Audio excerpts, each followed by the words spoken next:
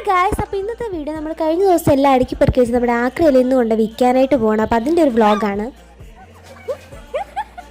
അതിൻ്റെ സാധനങ്ങളെല്ലാം വാരിക്കൂട്ടി നമ്മുടെ ഫുഡ് കൊണ്ടുവന്ന ഉന്തുവണ്ടിയെ കയറ്റി. ആ വണ്ടിയാണെങ്കിൽ അങ്ങോട്ട് കൊള്ളുമ്പോൾ ഇങ്ങോട്ട് പോകും, ഇങ്ങോട്ട് കൊള്ളുമ്പോൾ അങ്ങോട്ട് പോകും, അങ്ങനെ ഒരു അവസ്ഥയായിരുന്നു. പിന്നെ നമ്മുടെ വാർഡനും കൂടെ ഒന്ന് സഹായിച്ചുകൊണ്ട് എങ്ങനെയും അത് തള്ളി കയറ്റി നമ്മുടെ ലിഫ്റ്റിൽ എത്തിച്ചു. പിന്നെ അവിടെ നേരെ താഴെയും പെറുക്കി വെച്ചു. ഈ സാധനം എല്ലാം ഒന്ന് ഉന്തി തള്ളി ഓട്ടോയെ കയറ്റിത്തരം വരെ അവിടെ ഒരു പ്രപഞ്ചം തന്നെയായിരുന്നു. അതിൻ്റെ ഇടയ്ക്ക് ആരുടെ ഒരു ജീവി അവിടെ നിന്ന് ചാടി വരുന്നത് കണ്ടു. അങ്ങനെ സാധനം എല്ലാം കയറ്റി വെച്ച് നമ്മൾ വേഗം ഡ്രസ്സൊക്കെ മാറി വന്നിട്ട് നമ്മൾ നേരെ ആക്രിക്കടയിലേക്ക് പോവാണ്. അവിടെ ചെന്നപ്പോഴാണ് നമ്മളെ സഹായിക്കാനായിട്ട് വേറെ കുറച്ച് ചേട്ടന്മാരൊക്കെ ഉണ്ടായിരുന്നു. അവിടെ ചെന്നങ്ങനെ അളന്നും തൂക്കിയൊക്കെ വന്നപ്പോൾ 111 കിലോ എന്ന് ചേട്ടൻ പറഞ്ഞു. പക്ഷേ കിലോ പറഞ്ഞു നമ്മൾ കേട്ടില്ല, 111 രൂപ എന്നാണ് നമ്മൾ കേട്ടത്.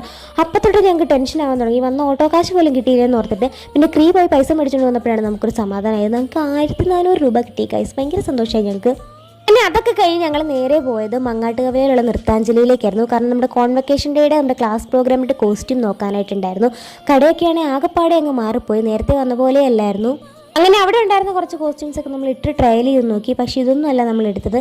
ഇത് പിന്നെ എവിടെ ചെന്നാലും ഉള്ളതാണ് ഒരു ഷോ.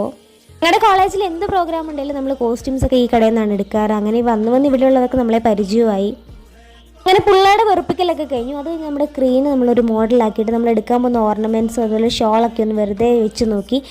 ഇപ്പം കണ്ടാലൊരു രാധയുടെ ലുക്ക് ഉണ്ടെങ്കിലും നമ്മുടെ ലക്ഷ്യം ഇതല്ല, വേറെ സംഭവമാണ്. പിന്നെ നമ്മൾ നേരെ ഫർസിൽ വന്നിട്ട് മന്തിയൊക്കെ കഴിച്ച് നമ്മൾ നേരെ റൂമിൽ പോയി. ഗൈസ്, അപ്പോൾ